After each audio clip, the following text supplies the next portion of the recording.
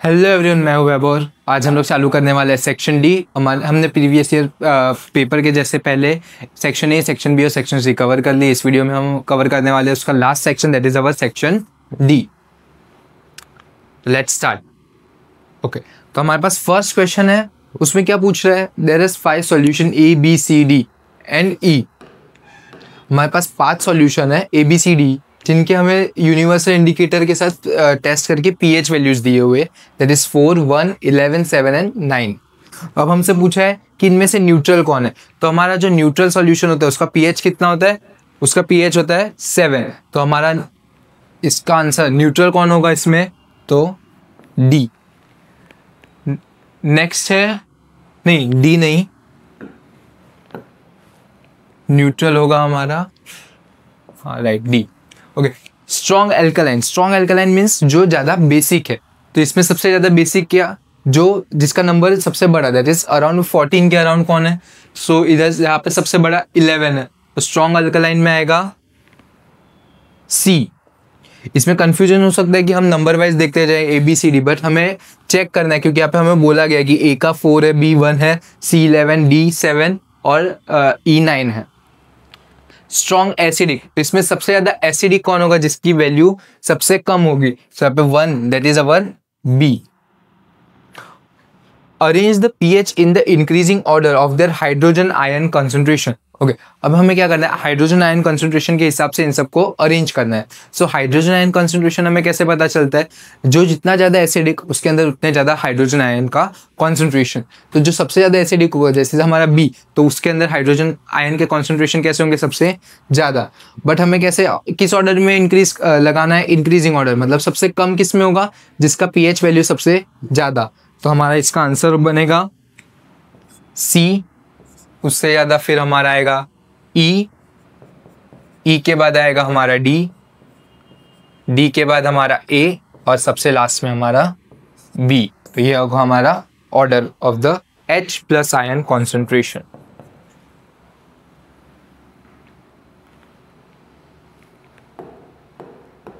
Okay, next question है, write the formula full forms of CFCs and UNEF।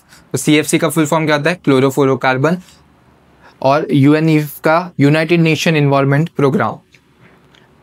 Next question है, what is the role of decomposers in the ecosystem. Okay, decomposers का काम क्या होता है? हमारे environment को वो क्लीन करते हैं। बेसिकली जो भी डेड और डिकेप एनिमल्स होते हैं उनको एकदम अपने एकदम फाइनल स्टेज पे ले जाने के लिए वो एक पूरे होल कंपाउंड को एकदम छोटे छोटे पार्टिकल्स में उसको डीकम्पोज कर देते हैं। Okay, decomposers such as bacteria and fungi plays a vital role in our ecosystem by breaking down the dead plants and animals and waste material into the simpler substance. उनका main role क्या होता है? Recycling of the nutrition and cleaning the environment. Okay, तो हमारी first property है originate and terminates. Okay, अब मान लो ये हमारा मैग्नेट है, उसमें कितने 2 पोल होते हैं, that is north and south pole. तो हमारी जो मैग्नेटिक फील्ड है वो क्या होती है? Originate from north pole and terminate to the south pole. Second है close loop. Inside the magnet they move from south to north forming a continuous path, continuous loops. अब क्या होता है? हमारे जो भी लूप होते हैं, इलेक्ट्रिक फील्ड लाइन्स होते हैं, वो हमेशा एक क्लोज लूप बनाते हैं। कभी भी वो नॉर्मल एक स्ट्रेट लाइन या फिर वो नहीं बनाते। अब जैसे हमने देखा कि बाहर तो वो नॉर्थ टू साउथ मूव कर रहे हैं, बट इनसाइड अ मैग्नेट वो कभी भी साउथ टू नॉर्थ मूव करते हैं, जिसकी वजह से क्या होता है? वो एक क्लोज लूप फॉर्म करता है। थर्ड है no interaction. Magnetic field never intersect each other as they would mean 2 directions of the magnetic field at one point which is impossible. इसका मतलब क्या? मान लो अगर 2 मैग्नेटिक फील्ड लाइन एक दूसरे को कहीं पे भी इंटरसेक्ट कर रही है, जैसे कि इस पॉइंट पे वो इंटरसेक्ट कर रही है, तो अब हमें जब डायरेक्शन निकालना होता है तो हम क्या करते हैं? यहाँ पे टेंजेंट ड्रॉ करते हैं। तो इस पॉइंट पे क्या होगा? 2 टेंजेंट बनेगी, एक ये वाली और एक ये वाली, जो कि बता रही कि उस पॉइंट पे 2 डायरेक्शन है, जो कि कभी भी पॉसिबल नहीं होता है। तो कभी भी हमारी जो फील्ड लाइन्स होती है वो एक दूसरे के साथ कभी भी इंटरेक्ट नहीं करती है। ओके, नेक्स्ट है डेंसिटी इंडिकेट स्ट्रेंथ। ओके, अब हमारी जो फील्ड लाइंस होती है वो जितनी ज़्यादा डेंस होगी वो उतना स्ट्रेंथ बताएगी। जैसे कि कभी भी जो भी एंड्स होते हैं हमारे मैग्नेट के, वहाँ पे डेंसिटी बहुत हाई होती है, इसका मतलब यहाँ पे मैग्नेटिक फील्ड का स्ट्रेंथ कैसा है, बहुत ज़्यादा होता है। और जैसे जैसे हम मैग्नेट से दूर जाते हैं वहाँ पे डेंसिटी क्या हो जाती है, कम हो जाती है। तो यहाँ पे जो मैग्नेटिक फील्ड होता है वो कैसा होता है, यहाँ पे वीकर होता है, यहाँ पे ज़्यादा स्ट्रांग होता है। डायरेक्शन, जैसे कि हमने अभी डिस्कस किया कि हम फील्ड लाइन के ऊपर टेंजेंट बनाते हैं तो वो हमें direction of the magnetic field उस पॉइंट पे बताता है।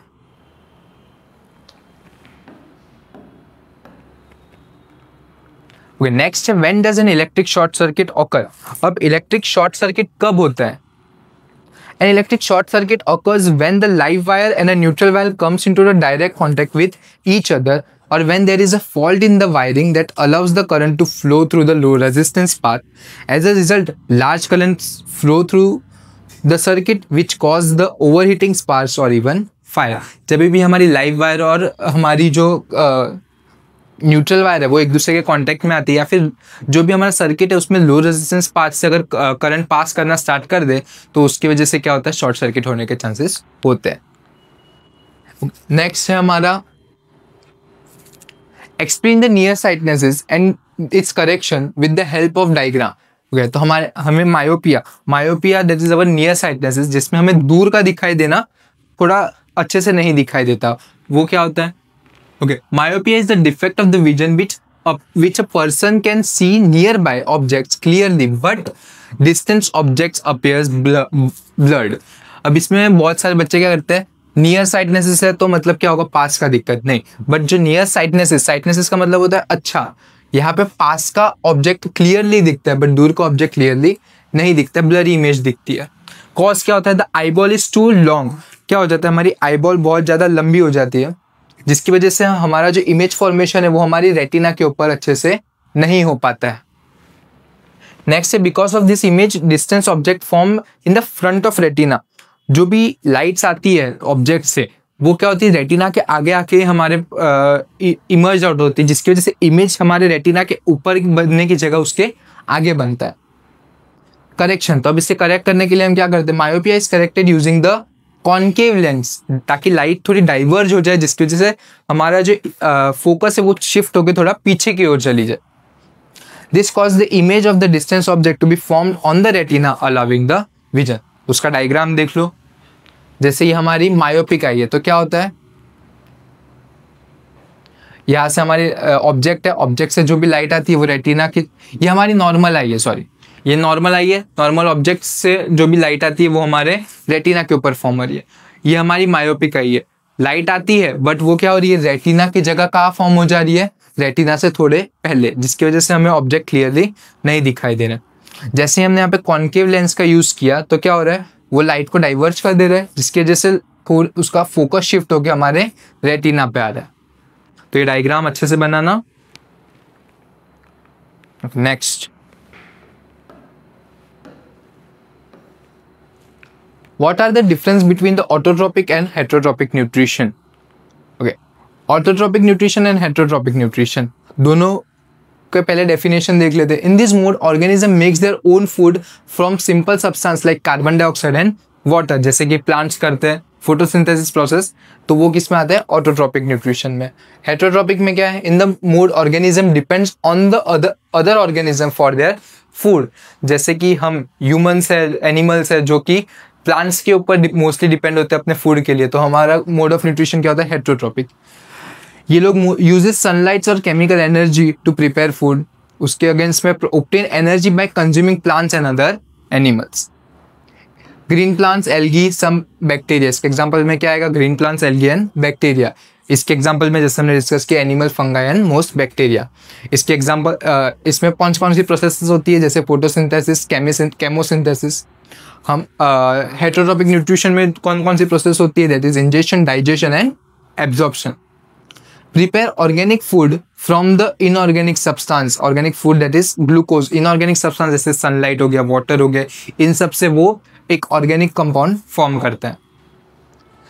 Use pre formed organic food. हम जो कंज्यूम करते हैं वो इनऑर्गेनिक फूड नहीं, हम क्या करते हैं ऑर्गेनिक फूड कंज्यूम करते हैं, जिसको हम डाइजेस्ट करके फिर हम उसमें से एनर्जी निकालते हैं। ओके, तो एक बार स्क्रीनशॉट ले लेना। चलो नेक्स्ट है draw neat and label structure of nephron. Nephron का स्ट्रक्चर है, इसमें ये जो भी मार्किंग्स है इंपॉर्टेंट वो सब होनी चाहिए, तो एक बार देख लो। ओके, नेक्स्ट है right a short note on the lymph. Lymph क्या है? जैसे हमारा ब्लड है वैसे ही लिम्फ भी एक फ्लूइड है जो हमारे बॉडी में फैटी एसिड या फिर फैट को कैरी करने के काम में आता है। Lymph is a yellowish fluid that flows through the lymphatic vessels in our body. It is formed from the tissue fluid that escapes from the blood capillaries.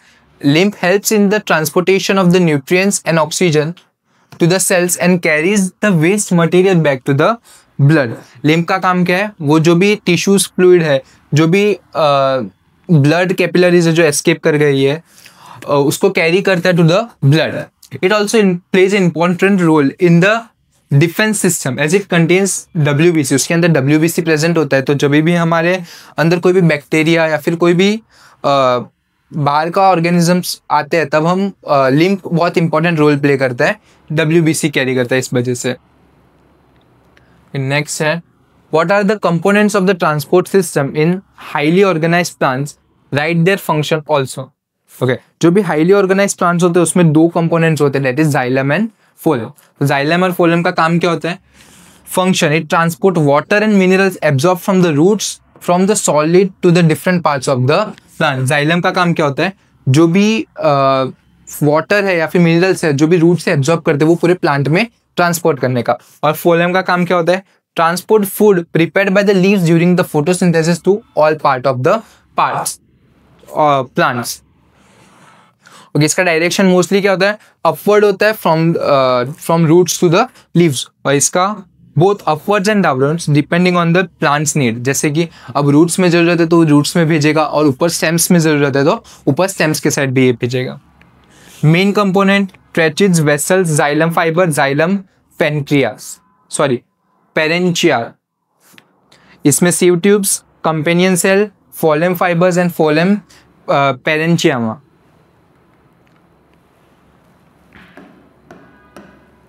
Okay, next है differentiate between soap and detergent.